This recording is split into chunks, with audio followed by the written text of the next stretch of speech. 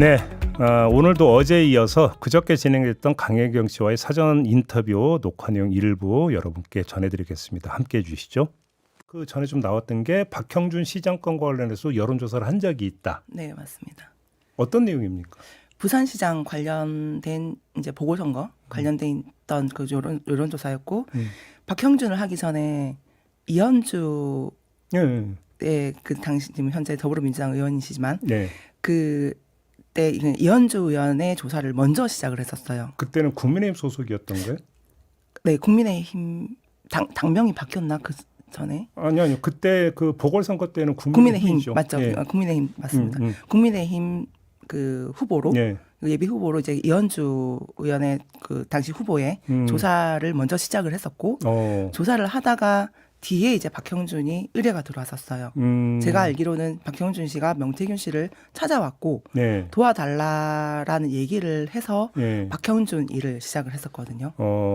그래서 이제 그 경쟁력이 있는지 당선이 될 것 같은지 이런 걸 여론조사를 본격적으로 시작을 했습니까? 네네네. 박형준 시장이 직접 창원까지 찾아왔던 겁니까? 저는 찾아온 걸로 저는 알고 있습니다. 그래요? 제 기억으로는 본인이 직접? 네네, 본인이. 그 몇 차례 나오셨어요 여론조사를? 박형준 것만 지금 제가 지금 기억하기로는 최소 한 6건, 7건 정도 박형준에 해당되는 6, 7건? 네네네. 네. 근데 여론조사를 한 것 자체는 문제가 될 건 없잖아요. 비공표 조사도 있어서 네. 이게 그러니까 비공표 조사를 의뢰를 받고 돈을 지불하는 과정.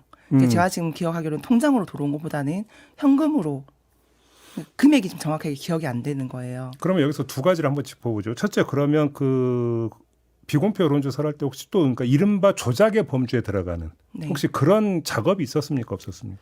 조작까지는 제가 지금 아직 자료를 파악이 안 돼서 예. 건수만 확인을 했고 박형준 건은 조사가 어느 시점부터 진행이 됐고 약간의 이제 그 안에 내용 약간 큰 테두리에서만 제가 지금 파악이 돼 있고 하나하나 들어갔을 때 조작이라든지 이런 부분은 지금 파악이 안 됐는데 경남권에 그리고 이제 그 경남권 경북권은 조작이 없거든요. 거의 이게 응답이 높기 때문에 또 빨리 이제 이게 표면 다 찾이기 때문에 만약에 조작이 있었다 하면은 약간의 성별 연령별 약간 손대는 부분 그 정도로. 네네네. 자 그러면 박형준 시장이 그때 어느 몇 월쯤에 찾아왔는지 혹시 좀 기억나십니까? 제 기억으로는 12월쯤으로 네 기억이 됩니다. 12월 초 11월 말 보궐선거가 4.7 보궐선거 아니었나요? 4월 네 맞습니다. 그럼 꽤 일찍 2년이 시작이 된 거네요. 제가 그 날짜를 중에 기억을 하는 게 그 후보들 토론회가 있지 않습니까? 그렇죠. 그 토론회 때 이제 박형준 씨의 약간 아킬레스건이 될 수 있는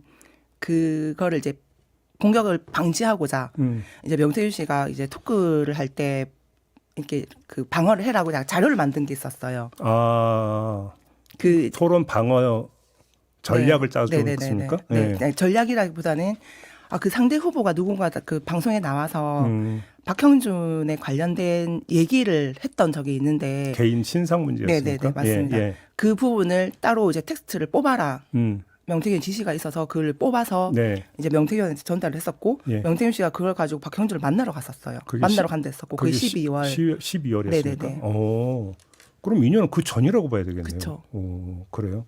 그래서 6, 7번의 여론조사가 있었고 그러면 여론조사만 해준 것이 아니라 사실은 전략 수립에서 상당히 많이 관여가 되어 있다 이렇게 봐야 되겠네요. 네.